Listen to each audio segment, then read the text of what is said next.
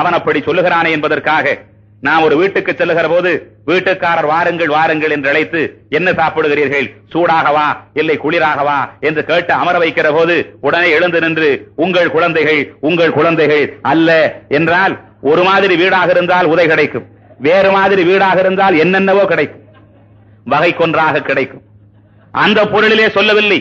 காலங்காலமாக இந்த குழந்தைகள் வருகிறார்கள், இவர்கள் நமது அப்பாக்கள் அம்மாக்கள், காலங்காலமாக வருவதற்கு நாம் காரணமாக இருக்கிறோம் என்று எண்ணுகிறோமே, அந்த எண்ணத்தை விட்டுவிட வேண்டும். நான் உங்களை கேட்கிறேன், நம் காலத்தை விட இன்றைக்கு இருக்கிற குழந்தைகள் தெளிவாக இருக்கிறார்கள் என்று நம்புவதிலேதான் இந்த உலகத்தின் வளர்ச்சியை நீங்கள் ஒத்துக்கொள்ளுகிறீர்கள் என்று எனக்கு புலப்படுகிறது. வள்ளுவனும் அதைத்தான் படமாக திறந்தோம். தமிழரின் வாழ்க்கையிலே என்றைக்கும் படமாக வள்ளுவன் இல்லை, பாடமாக இருக்கிறான். அவன் தெரிவிக்கிறான், தெற்றன சொல்லுகிறான், தம் மக்கள் அறிவுடைமை மாநிலத்து மண்ணுயிர்க்கெல்லாம் இனிது என்கிறான். பிள்ளைகள் அப்படித்தான் இருக்கிறார்கள். தொட்டிலே தூங்குகின்ற குழந்தைகளை தாய்மார்கள் தாலாட்டி தூங்க வைப்பார்கள். இப்பொழுதெல்லாம் குழந்தைகள் தாய்மார்களின் தாலாட்டுக்காக காத்திருப்பதே இல்லை, தூங்குவதே இல்லை. தொட்டிலுக்கு உள்ளே இருந்து பாட்டு பாடி தாயாரை தூங்க வைக்கிற குழந்தைகளை நான் ஊரெல்லாம் பார்க்கிறேன். அப்படி குழந்தைகளாக இருக்கிறார்கள். பல குழந்தைகள் கேள்வி கேட்கிறார்கள், என்னம்மா நேற்றைக்கும் அதே பாட்டு, இன்றைக்கும் அதே பாட்டா, வேறொரு பாட்டு பாடு என்று சேயோன் பேச போகிறாரே, அப்படி ஒரு பாட்டு, ஒரு கட்டை வண்டி அப்படி பாடேன், கண்மூடுகிறேன் அம்மா என்று கேட்கிற குழந்தைகளை பெற்றிருக்கிறது இந்த உலகம். 10 மணிக்கு கூட்டம் பேசிவிட்டு வீட்டுக்கு வருகிறேன், என் பிள்ளை விழித்துக் கொண்டிருக்கிறான். 6 வயது பிள்ளை. அவன் என்னை கேட்டான், அப்பா எனக்கு ஒரு பாட்டு வரும், உனக்கு வருமா என்று கேட்டான். மகனே, நான் பாட்டு எழுதுகிறேன், பாட்டு படிக்கிறேன், ஒவ்வொரு நாளும் படிக்கிறேன், என்ன பாட்டு மகனே என்று கேட்டேன். உடனே அவன் சொல்லுகிறான், அதெல்லாம் எனக்கு தெரியாது, எனக்கு ஒரு பாட்டு வரும், உனக்கு வருமா என்று கேட்டான். நான் அவனை தலைவரே என்று சொல்வது வழக்கம். என்ன தலைவரே அப்படி கோபித்துக் கொள்கிறீர்கள், சொல்லுங்கள் அந்த பாட்டை என்றேன். உடனே என் பிள்ளை சொல்லுகிறான், எனக்கு தூக்கி வாரி போட்டது. உடனே அவன் சொல்லுகிறான், நான் பார்த்த பெண்ணை நீ பார்க்கவில்லை, நீ பார்த்த பெண்ணை நான் பார்க்கவில்லை என்கிறான். உண்மையாக நடந்தது. சினிமாவினுடைய சிந்தனையிலே ஏறி இருக்கிறது என்பதற்காக சொல்லவில்லை, நம்மை விட நமது மக்கள் அதிகமாக தெரிந்து கொண்டிருக்கிறார்கள் என்பதற்கு இது அடையாளமாக இருக்கிறது.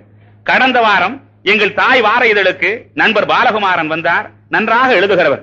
அவரது எழுத்துக்கு இன்றைக்கு ஒரு சிறப்பு சேர்ந்து கொண்டிருக்கிறது.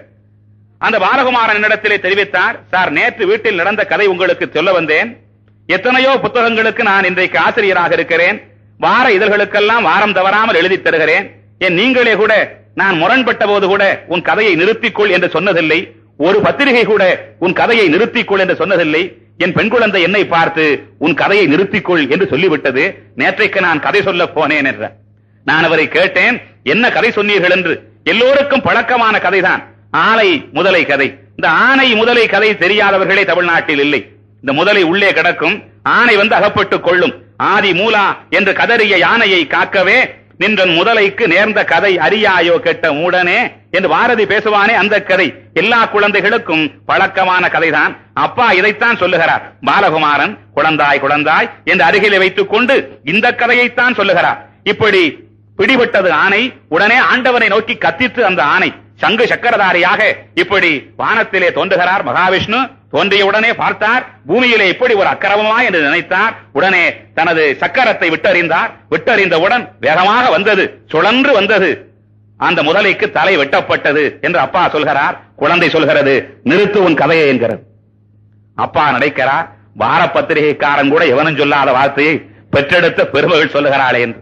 குழந்தை சொல்லிட்டான், அப்பா அப்பா நேற்றைக்கு நானும் தம்பியும் அடித்துக் கொண்டோம்.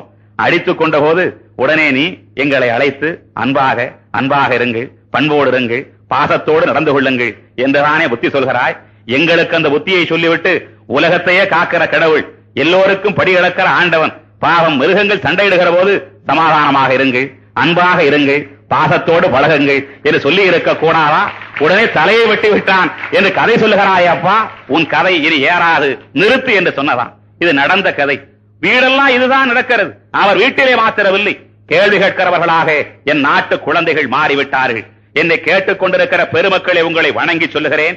இன்றைக்கு இந்த அறக்கட்டளை நடக்கிறதென்றால் கேட்டோம் கலைந்தோம் என்பதில்லை. உங்கள் காதுகளுக்கு கௌரவம் வர வேண்டும் என்றால், நீங்கள் வாழுகிற காலத்திற்கு கனம் சேர வேண்டும் என்றால் உங்களை வணங்கி கேட்கிறேன். உங்கள் குழந்தைகளை அடிப்பதற்கு உங்களுக்கு உரிமை இல்லை. இப்பொழுதெல்லாம் குழந்தைகளை நிறைய சேர்த்துக் கொண்டிருக்கிறேன். எங்கள் தலைவர்கள் இளைஞர்களை தொடுவதாக சொல்லுகிறார்கள். நான் தொட்டில் குழந்தைகளை தூக்குவதற்காக வந்திருக்கிறேன். இப்பொழுதெல்லாம் நான் செல்லுகிற இடங்களிலே கேள்விப்படுகிறேன். குழந்தைகளை அடிக்க கூடாது என்று பேசுகிறேன். சத்தியம் பண்ணி கொடுக்கிறார்கள் தாய்மார்கள். இன்றைக்கே ஒரு நாள் ஓங்கி அடிக்க போகிற போது குழந்தை கேட்கிறதாம். அன்றைக்கு அந்த மாமா பேசுகிற போது நீதானே சத்தியம் பண்ணி கொடுத்தாய், இன்றைக்கு அடிக்க வருகிறாயே என்று குழந்தைகள் கேட்கிறதாம். அப்படி காலத்திலே வாழ்கிறோம். ஆகவே என்னருமை பெரியோர்களே, 12 வயது குழந்தையை நீங்கள் அடித்தால் 8 வயது குழந்தையை அடிக்கும்படி தூண்டுகிறீர்கள் என்ற அர்த்தம். வன்முறைக்கு வித்திடுகிறீர்கள் என்ற அர்த்தம். தாகூர் சொல்லுகிற போது child is a human morning என்று சொன்னான். அது காலை விடியல் என்று சொன்னான். மென்மையான மலர்கள் அவர்கள் நம்மிடமிருந்து வரவில்லை, நம் வழியாக வருகிறார்கள் என்பதை உணர்ந்து குழந்தைகளை அடிப்பதை நிறுத்துங்கள். குழந்தைகளை அடிக்கிறவர்கள் வன்முறையாளர்கள். குழந்தைகளை அடிக்கிறவர்கள் ஒரு நாட்டின் நாகரிகத்தினுடைய அடிப்படைகளை தகர்க்கிறவர்கள் என்பதை நெஞ்சத்திலே கொள்ளுங்கள்.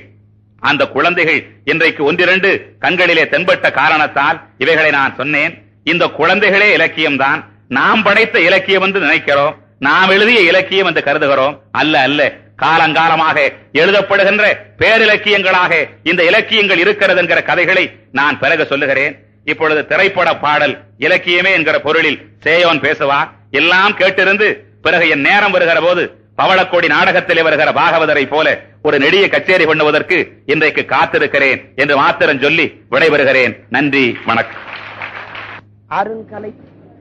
அருமை சான்றோர்களே, முரண்பாடுகள் என்கிற தலைப்பில் சிந்தனை செல்வர் பழனிசாமி அவர்கள் சிந்திய செய்திகளை எல்லாம் சேகரித்துக் கொண்டே இருந்தேன். விழிப்புருவங்கள் எல்லாம் வில்லானது போலவே என் விலா எலும்புகள் சிரித்த காரணத்தால் தங்கள் விலாசங்களை தேடிக் கொண்டிருந்தன. ஒரு அருமையான வாணிபம் நடத்துகிறவர் இந்த அரிசியை அளந்து கொட்டுவார். அரிசியை அளந்து கொட்டுகிற போது அந்த மூட்டையை இப்படி கொஞ்சம் குலுக்கினால் கூட 2 படி போடலாம். அப்படித்தான் அந்த கருத்து அரிசியை உள்ளே சேர்க்க வேண்டும் என்பதற்காக மூட்டைகளாக இருக்கிற நம்ம எல்லாம் குலுக்கி 2 படியாக ஏராளம் சேர்த்திருக்கிறார்.